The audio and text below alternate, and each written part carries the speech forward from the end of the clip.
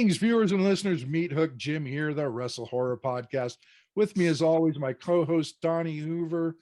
Donnie, you got to do something about Pennywise's balloon. It's going down again. I know. I was noticing that the other day. It said it lasted. It didn't even last as long as the first one. It's like I'm gonna have to figure something out. I was like, you can't keep them inflated.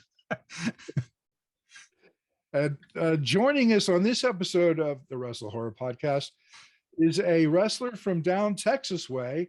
We are talking about, of course, the Insidious One, Sid Mars. Sid, welcome to WrestleHorror. Ooh, I'm happy to be here. Spooky time. Yes, absolutely. We love spooky time, and you know your name just screams spooky. So let's start at the beginning. I know you're down in Texas.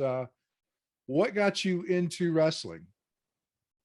So I actually was not allowed to watch wrestling growing up. I have two parents that are in the medical industry, and the second they saw us trying that stuff, it was banned. So I didn't really get to experience wrestling until I was an adult. And I got to go to an independent wrestling show with my older brother, and I fell in love with it, honestly. I'm a performer, been performing for over 25 years in different mediums. And after seeing these people like Keith Lee, Ricky Starks, Matt Palmer, Izzy James in the ring, telling these stories and being, just the athleticism of it alone, I fell in love. It took one indie wrestling show for me to go, oh, this is amazing. Now, I'll be honest, I was a fan for about 2 years before I even thought about getting in the ring at all. What I saw that made me go, okay, I want to do this was Joshi wrestling. The first time I saw Japanese women wrestling and those girls kicking each other's ass, I went, oh, I got to do this. Yeah, I am ready to do this. Those girls don't play. They do not play. Exactly. So that's kind of where my love spawned into it. And like I said, just a fan for 2 years. And like I said, finally, that was what it took, was seeing those girls. They're so powerful and they're so strong. That's what I wanted to do. Okay, that's awesome. So who did you train with initially? So initially, I actually went to a bunch of different schools. I was an orphan. I trained at Hybrid for a second. I trained at MPX for a while and Odessa for a minute. And I finally landed myself at Reality of Wrestling training under Booker T. So that experience in itself has been, it's been amazing for me in my formative years of becoming a wrestler. And once I got to Booker T school, everything changed. I learned how to really wrestle. I wrestled for about a year. I wouldn't call it wrestling until I really got to Booker school and got to learn what it's all about from somebody of his caliber. And I still love it there. I'm still a student at heart. Yeah, never stop learning. Yeah, we got a guy up here that's like that. Every time they ask him how many years he's been in the business, he'll say, well, I don't count the first 2 years, but it's like exactly. I've got to say, I watched Booker T from the age of about 15 or 20 until now, and I don't think you could have gotten a better teacher than Booker T in that case. And I've seen his Reality of Wrestling shows, a couple of them, and he's a solid school and a solid teacher. So kudos for you to getting such an amazing talent as a teacher. Blessed, just lucky to have been able to have the opportunity to uproot myself and go. Yeah, I say I have a training center up here in Columbus, Ohio, but once I seen his on YouTube and how his was all set up and he had the multiple rings and all the gym equipment, I was like, man, I need to shoot for that. That's what I got to go for. Like, he looks like he's got an amazing setup there for you guys. Yeah. It's amazing.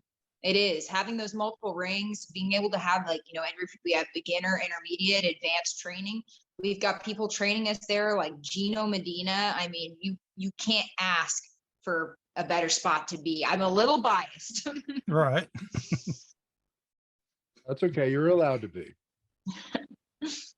So you wrestle for Reality of Wrestling, and I saw as I was going over some of your information that you've also done some work for Mission Pro with Thunder Rosa. I actually wasn't able to do the show that I was booked on because I was exposed to COVID. So I'm still waiting to get my Mission Pro debut in there. And I was supposed to be on their very first inaugural show and broke my collarbone the week before. It was the second time I broke my collarbone. Oh my gosh. Yeah. She was Thunder Rosa was actually the first superstar we ever had on the show over 2 years ago. Awesome. Yep. So, okay, so you've broken your collarbone twice. Yes, sir. Was it during a spot that you broke it, or? So the first time I broke it was in training. It was just an accident that happened in training, and I spiked my shoulder on the mat and it snapped. The second time was at a live show. It was at Anarchy Championship Wrestling, and I was given a move incorrectly. I was given a German suplex where the person was holding me wrong and dunked me right on that shoulder that had a metal plate already, and it snapped right next to the metal plate. I knew immediately that it was broken. It took nothing for me to know, oh, yep, that it's here we go again. Wrestler not to be named who did that, but I'll admit, after we were done, the guy said to me, I knew I was holding you wrong. And that's the horror of negligence in wrestling. Yep. Yeah, common sense tells you if you're holding them wrong, don't do the move. Just reset. Not a person in the crowd is going to bat an eye if you reset and you're safe. Right. Yep. Live and learn, I guess. Oh, hell yeah. Well, speaking of injuries, what all other injuries have you had? Is the collarbone the only injury you've had? No, I also suffered a torn hamstring, and that just happened training as well. I also had my nose broken, and this was actually before a reality of wrestling show. And someone was kind of learning how to do code breakers, and I was working with them. They went to give me a code breaker and just kind of bunny hopped with their knees up and drove my face right into their knee. And my nose was like John Cena to the side fully. You see how crooked that fucker is? It's pretty crooked. You can tell, But that's for sure. Yeah, so that one was pretty gnarly, and I had a spot that night, and I put that mask on, and I went out there and did my spot with a broken nose. Put it right back in place. So those are the major injuries I've suffered. That's pretty much all you can do with a broken nose, just put it right back in. And yeah, exactly. People were asking me, are you going to go? What are you going to do? Are you going to go to the ER? I was like, why? For them to do exactly what I just did and pop it back? I mean, I could spend over $200 doing that, but I think I'll just go with it. Right. Oh, I've never broken my nose in my life, but it sounds painful, and I'll take your word at it. I broke mine. I cracked mine in a match once, and oddly enough, it didn't bleed red. It just leaked clear fluid. Oh wow! And so I don't think I fully broke it. I think I just cracked some of the cartilage or something. But yeah, it was like right in the middle of a match, and I just kept going, leaking clear fluid out of my nose. I did have one match where I think I just got popped in the nose enough that it made me bleed, but I took an X Factor from somebody who also just drove my head down just enough. And I got turned about this far. My head got about that far before it smacked my face, and my mask filled with blood, like immediately filled with blood. And I choked on it a little bit. Luckily, it was the end of the match. So it was the finish of the match. But it was unfortunate. I had never really had a major nosebleed in my life. That one really got me. And honestly, when it was broken, I was covered in blood, but I was completely calm because I'd already broken my collarbone twice. I'd been through all these things. My spouse was there though, and they were mortified. They were ready to take me to the hospital, and I was like, dude, no, we're not about to do that. We had to go speak with Booker a little bit, and I had my mask on, and I looked down while Booker was talking to us and realized my shirt was just covered in blood. I was like, please don't ask me why. Please don't ask me why. He did. So I got away with it. Right. I think he probably knew. He just wasn't going to say nothing. He wasn't going to embarrass me like that. Not this time. So who have been some of your inspirations as you've gone on this wrestling journey? Are there any wrestlers out there that you look up to, with the exception of Booker T, obviously? But any other wrestlers, male or female, that you get inspiration from? So I'm a huge Tajiri fan. That is one that's high on my list, as well as Great Muta, really high on my list as well. Those two men are big inspirations to me. As far as women's wrestling goes, I have a lot of Joshi wrestlers. There's even a girl who's kind of just on the rise right now, just made her Stardom debut named Thekla. Thekla, and she has a spider gimmick that I've seen a few spider gimmicks in my day, and I know crawling pretty well. I'm a decent Mhm. horror crawler, and she's outstanding. And I encourage anybody watching this to go find her online because she is special. I really look up to a lot of the women who've been around for a while. Mercedes Martinez, outstanding wrestler. I really look up to her. I've got to do one seminar with her, and I would love to do another. Gianna Perazzo is a big one, influence wise for me as well. Asuka from WWE, known as Kana, back when she was in Japan. That was a huge influence for me, actually. The bleeding eyes, it comes along with a story behind the Insidious One, but it also was a little bit inspired by her when she had done some really great horror makeup in her time as Kana. Also, anyone watching this, take some time and look up those Kana matches because you'll see a whole nother side of her. WWE didn't quite let her be the full-on wrestler that she is. She's brutal. Mhm. So those are kind of some of my major influences. Okay. All right. And what about horror influences with your character? So believe it or not, I have the name the Insidious One, and everyone thinks it comes from the movie, and it does not come from the movie. It comes from the definition of the word, which is slowly, increasingly deadly. So that was the whole thing was with that, and so a lot of people assume, but it's actually not the case. And honestly, a lot of my inspiration wasn't so much from horror. It had a lot more to do with video games. I was a big fan of Mortal Kombat and Soul Calibur, and the crawling. One day it just felt right because it was creepy. My whole goal was never to be scary. It was to make people uncomfortable. That's what I want. I want to creep you out. Some people I think feel like creepy and scary are the same thing. I don't really agree. No. Yeah, exactly. I don't really agree. I think creepy is its own class. And that was what I always wanted is people to see me, see that crawl and go, oh God, no, just heebie-jeebies everywhere. That's when I think I succeeded. I've made many children cry, and I take great pride in that. There you go. One wrestler I find creepy and not scary is Abaddon in AEW. Mhm. Yeah, absolutely. She's outstanding. She's got a great gimmick. She knows what she's doing. She knows who she is out there. So lots of people are always on the Twitter trying to get us tag teaming. So AEW, hit it up. Let's tag. All right. Come on, guys. I know you're listening. Exactly. Up the girl up here, man. Come on. How do you feel about Rosemary and Impact? I've been a fan of hers for years. Yes. I mean, definitely. I can't believe I blanked on her. Definitely influential. Oh, and Sue Young. Sue Young is another one of my major influences. And I was so fortunate to have a cage match with her kind of at the start of my career. And it's somewhere online. I've hunted for it, but I need to find it and post it myself. But I was very green still, but that was one hell of a match. We had a great time playing off each other. But Rosemary as well, big influence. I had the pleasure of meeting her at Booker T School for a ladies' night out. And one scary lady. She is taller and bigger than you think. She is intimidating, but she's got a good heart.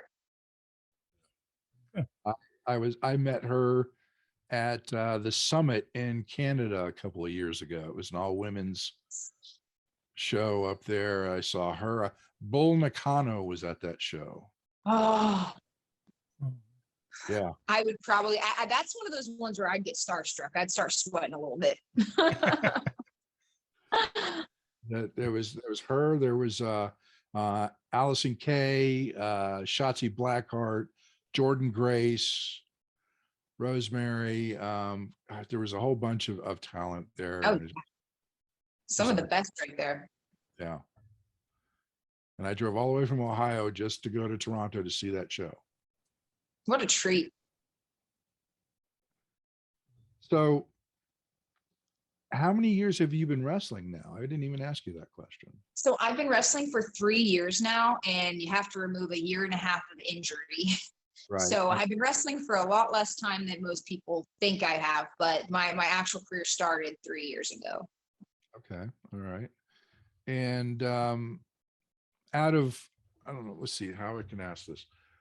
I know out of all the talent you've wrestled to date, who do you think your toughest opponent was? Red Velvet. She's on AEW, Red Velvet. That is one of my favorite opponents. And that little girl is a firecracker. And keeping up with her is a hell of a job. And like I said, one of my all-time favorite opponents. But I think that one was a big one. I also wrestled, her name's Allie Catch now. She was Allie Cat when I wrestled her. But Allie Catch is another really, that's a tough competitor. You better be ready for it whenever you get in the ring. That's why you see her going toe-to-toe with men all the time, and she can hang, but she's killer. Okay. How are your feelings on Loufisto? Oh, she's about to get put in some kind of Hall of Fame that I saw. And she's outstanding too. I think she's extremely underrated and kind of a mother of invention in a lot of ways for a lot of us, right? Like, I think there's a lot of women who don't know how much she paved the way for us. So I'm a fan as well. She's also been a guest on the show, and she was also at that event that I was up at in Canada, and it was a pleasure just to see her work. Oh yeah. I mean, she's outstanding. Yeah, definitely. And definitely an innovator of violence for women. Yes, exactly. Yeah, and the intergender matches. That's like one of her bread and butters there. She can go. She's one, like I said, she's a major influence, and I think that more female wrestlers need to know that name. Yes, definitely. Donnie, what questions do you have for Sid? I'm like I said, being that we got the training center and stuff, I'm kind of interested in the training aspects. Like I said, I've seen some of his cardio drills or blow up drills, whatever you want to call them, including that. But as for that, or just learning wrestling or philosophy, what is your favorite part about the training that Booker T and his team have provided, and what's the hardest part? So my favorite part by far is film study. Getting to do film study with Booker T is, oh my gosh. I mean, it's mind blowing sometimes. You sit there and you're like, I've watched wrestling for this long. And then he drops a bomb on you, psychology wise, or just in something that you had no idea, or just flips the script for you. And being in there with him, the amount of knowledge this man has, and he is such a storyteller, and it comes so naturally to him. I've learned a massive amount in that film study. Now, the hardest part is absolutely some of those drills that you see us doing online. Those blow up drills are no joke. They're what make us some of the best wrestlers out there. And Texas has a lot of really good wrestlers. So it's very bold of me to say, but like I said, we got Gino in there. Gino and Clay Roberts run some pretty intense sessions. Ryan Davidson as well is one of the trainers there, and they put us through the ringer for a good reason. And sure, you might feel like you're going to puke. I've seen some kids puke. It happens. It happens. It gets you ready to be out there. So the hardest part is just the training in general, and especially those pro blow drills. Right. Yeah.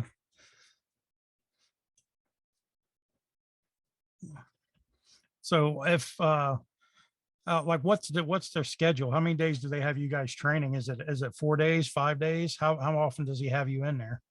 The gym is open 5 days a week, so it's really, and you can be there at any of those days. We do have it. It's not like super structured necessarily. We'll have Mondays mainly are the beginners nights, but you can still come. I still go on Mondays anyway, and we have multiple rings, so we can do every time we can do with the 3 rings that we have beginner, intermediate, and advanced. So, and I mean, our advanced guys on the roster, they still show up and train. Nobody thinks that they're above it. That's for darn sure at Reality of Wrestling. So, and they have their little curriculum here and there. Mainly the beginners have more curriculum, and we get a little more freestyle in the intermediate and advanced ring, learning kind of just different ways to be innovative. So a lot of innovation whenever you're on that intermediate to advanced level. But yeah, it's open 5 days a week. Nice. So it's kind of just like an open gym type format. You can go in and get some ring work in, or some weight training or whatever. Exactly. Nice. Very nice. And like you said, you're always training regardless of how much you know. Unfortunately, there are many wrestlers out there in the indie scene that think once they know it, they don't need to keep training, and then they don't get to where they want to be because they don't think ahead. But you've got to train constantly. Absolutely. It's what it takes to be the best. And I've seen wrestlers debut and get worse. And that's what's going on there. Yep. Yep. I had a conversation with our trainers for the Ohio Pro Wrestling Academy, and they laid it out for me in a way I didn't understand, or I understood it, but it kind of made more sense to me. And they say basically your wrestling training that you start out with is just basically laying the ground level for you. And then you learn most of your work on the job training and then coming back and practicing. And, Right. say I'm a big proponent of learning. And I always say, never stop learning. It doesn't matter how long you've been in the business, always keep learning and stuff like that. So that just goes, to kind of what you're saying, if they just get the groundwork and then they say, oh, I'm the shit, and they go out and start working and they end up hurting somebody. And, and like you said, they decline instead of improve. Right. Absolutely. They go from being the shit to in the shit. Being the shits. Shit.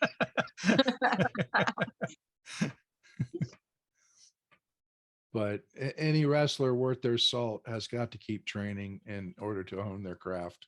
Yes. And it's a commitment. I mean, it's a career for some people. And it just never stops. Yeah. It's weekly. It doesn't. You don't take weeks off. I mean, sure, there might be some days where you go 1 day or 2 days at the least, but there are not weeks off. That's one thing that I think people don't realize when you really are a dedicated wrestler. If you're not at training, you went to the gym that day at the least. You have to. Yep. So let's steer the conversation towards horror a little bit. We haven't got there yet. I saw your eyes light up when I said horror. That's great. So tell me, like I said, this is the WrestleHorror podcast, and we've talked wrestling. Now we're going to talk horror. I'll just throw it out there. Your favorite horror movie? I don't have just one, but I think the one that I've been the most into recently that have seen is called Await Further Instructions. And it is a very enjoyable one. I think it's British. It is on Netflix, and I don't want to be a spoiler. The concept is outstanding.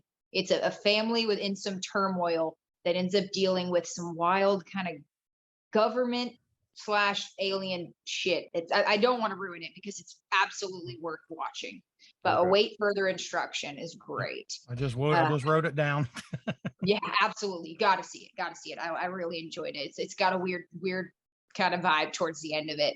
Other than that, something else I watched recently was called the Poughkeepsie Tapes. Don't know if you guys have heard of that one. And Yeah. I thought that was really cool. I thought they did a great job at the documentary style of it. And there's a scene where the guy is crawling, and I was like, that's some Sid crawling right there. I was like, that's it right there. I love it. I could keep going on some of my favorites because it's really hard to just name one. Go ahead. We're all about that. Big fan of the movie Us. That's also one that's got a great crawler in it. Fast crawl that I absolutely love. Real big fan of the really cheesy Sleepover Camp movies. They're just fun, I do like some cheese in there. The Ritual is one that I really enjoyed. Kind of has a Blair Witch kind of vibe to it. Really enjoyed that one. And of course, a classic, The Shining. I love The Shining. I can watch it at any time, any day. I don't get bored with it.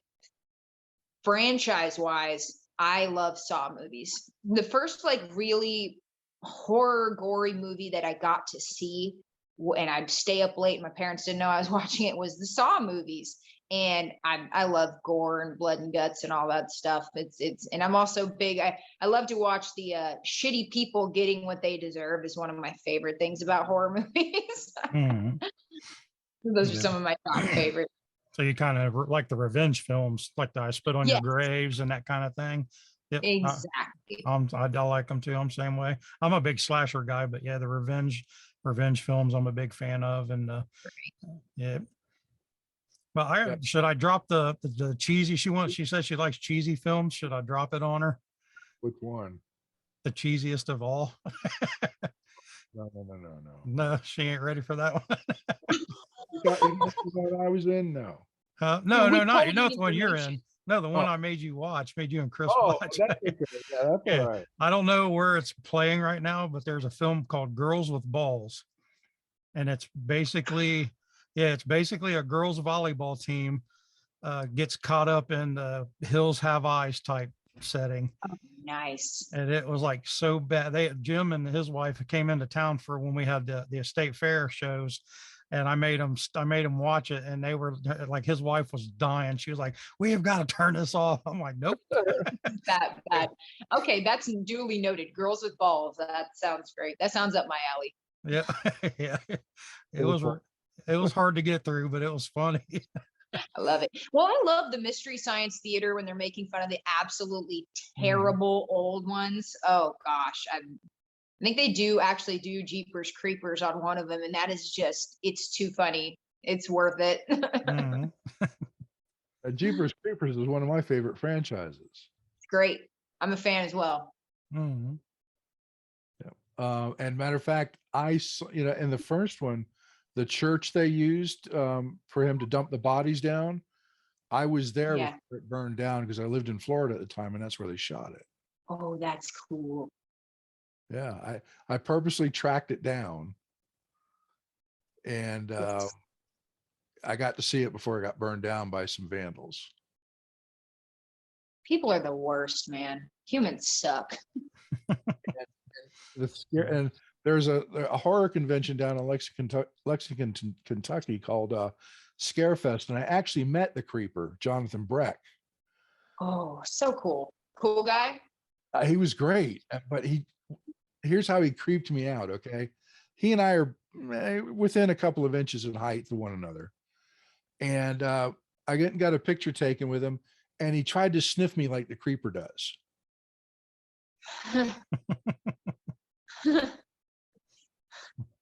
I don't think I like that so much. The hair on my neck stood on end. It's like, no. Hard pass. Yeah. Please don't. He was a great guy though. Very, very nice. But he just had to do that. It's like, I cringed. It's like there's fans like that too. There's some wrestling fans where you're just like, I don't know, buddy. All right. Have you showered? That's the question. Like fist bump. Exactly. How are you? Did you watch the Conjuring movies at all? Yes, I did watch the Conjuring movies. I hated the most recent one. Like the most recent, I don't even remember what it was called even. But that one was the worst one to me. It just did not. I also, jump scares, weirdly enough, and my husband hates this, jump scares never get, like, it's got to be so good. And it pops me every time I actually get like jump scared, because it just doesn't happen for me. And so like nothing hit me in that movie. There was just nothing that hit me, but I do like the ones that were before that and really enjoyed those ones. Oddly enough, and Donnie knows where I'm going with this. The first movie, The Conjuring. I'm a paranormal investigator. Oh, hell yeah. And myself, Donnie, our wives, and a wrestler named Shauna Reed, and a friend of mine, we are going to the Conjuring house to investigate it in September. Oh, I hope you do a special on that, because that's just too cool. There's going to be lots of video, trust me. Mm-hmm. Good. I'm here for it. I've got all kinds of cameras that are going to be set up. I've got 8 camera DVR system set up. We're going to get as much video footage as we can. Love it. Oh, that's so cool. I got my adult diapers, so I'm ready. Ready to go. Yeah. I've never done them before. I got my defense. Yeah. I've never done them before, so I'm excited to go do it. But I was like, if you're going to do it, you might as well go big. Exactly. That was what I was just thinking. If you're going to do it, do it big time. Let's see. Donnie, Mhm. Well, I mean, I wanted to ask her because I mean, she's into the horror, but the creepy crawly thing that she does, and it's like I said, both of us are into the haunted attraction industry too. You know, Right. Jim's been in the haunt industry for many years. I've been in the haunt industry for a little while. I've had a haunted house or a haunted trail at one time. So, have you done haunted house acting? I remember you said you had 25 years of entertaining experience. Is haunted house is one of those? I have not, but I probably should. I do Mhm. love those. Those are so fun, and the people are so dedicated, so I really enjoy that. But no, I've Mhm. actually never gotten to be a part of one. Yeah, I'm Do sure you, if you give it a try, you'd get hooked for sure. I know you do, but do you remember how it feels when you get a big pop from the audience, whether it's positive or Oh, negative yeah, towards your character? absolutely. It's an The adrenaline. reason we do it. Mhm. It's the same thing with haunted house acting. Oh yeah. The first time you get that scare and that person jumps out of their skin, it's like a drug, and adrenaline just flows through you, and you just want to keep scaring more and more and more. Mhm. I love it. I now I really, that's on my list now of things I need to try, because I'm telling you, it sounds so sadistic, but making little kids cry and scream and like hide behind their parents, I love Mhm. it. I just love it. I'll say this, my new gimmick, it's not going to happen as much, the Sid Meier's gimmick. I won't be able to scare kids as much. So that's something I'm going to miss about wearing that mask, is making children just hopefully have nightmares. Yeah. Well, in the haunted houses, you'll be doing the same thing, but to a grown adult Right. men. Well, whereabouts in Texas are you? I am in Houston, Texas. Okay. I was going to say, if you were close to Dallas, I could hook you up with a haunted house. Oh yeah, I lived in Dallas for about a year, but then I ended up, like I said, I uprooted myself to come to reality wrestling over here in Houston. Well, if I know of any haunted houses down that way, I'll let you know. Maybe you can. Please do, because that just sounds like a blast. Now, I'm surprised I never even thought about doing it, being that I've gone to many of them, but I don't want to scare some people. And to be honest, your crawling thing is actually an effective scare in a haunted house. You just gotta be Oh, careful not to get in people's way, or they'll like like right. kick you or hit your knee you in the That was face or my thought. something. That's my fear, is people just like fear punching. You know what I mean? Like just like, Mhm. oh God, and just like swinging on Oh somebody. yeah, that So, happens. I Well, got uh-huh. I got hit twice last haunt season. Oh shit, dude. Yeah. multiple times. Oh yeah. But see, I'm 6'4" and better part of 300 pounds. So Mhm. they hit me. About 5'2". They hit me, and I just look at them, and they run away. Mhm. Oh yeah. That's even scary. Yeah. But I teach people how to be haunted house actors too, and your crawling thing is one of the things I teach, because people are always expecting you to scare in a certain area, you know. Right. And when you come from below or above, it's way out of their comfort zone, and it is more effective than in that zone. Yep. Mhm. Absolutely. I've had opponents who I've made very uncomfortable, who said, I just like, I liked wrestling you, dude, but I just never want to have you crawl at me like that again, because I go fast. I don't like, I usually the beginning of my matches, I tend to square up and I'm low to the ground, and I do charge at them, and I tell them, I'm really coming for you. You have to move or I will grab you. I, without hesitation, will put you down if you let me. And Mhm. it's pretty terrifying. And I didn't realize until I had seen a picture that the way that I crawl, I don't crawl with flat hands. I crawl on my fingers. Mhm. It hurts, and I didn't really think about it until I realized that was what I was doing, and I was like, man, that it makes your arm look absolutely terrifying, like a hoof of some kind. So I was like, okay, I did that without knowing, and I like it. We'll keep that. Right. Different is better. Mhm. Yes. Very So, cool. Donnie, Mhm. you know what time it is. Well, is it time for the question? Um, All right. Yep. Here's a question we ask everybody that comes on the show, and there is no right or wrong answer. So it's not a test of knowledge. It's just we want to get inside your mind and see how twisted you really are, and see if you're as twisted as the rest of us. So that question is, you are the main serial killer in your own horror film. What is your go-to kill?